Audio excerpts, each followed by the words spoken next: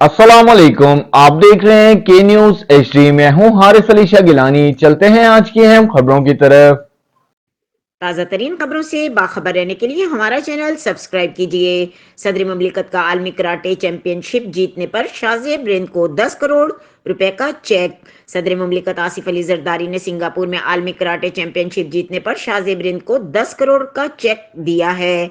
ऐवान सदर से जारी बयान के मुताबिक सदर ममलिकत आसिफ अली जरदारी ने ऐवान सदर में शाज़ेब से मुलाकात की और उन्हें सिंगापुर में आलमी कराटे चैंपियनशिप जीतने पर मुबारकबाद दी।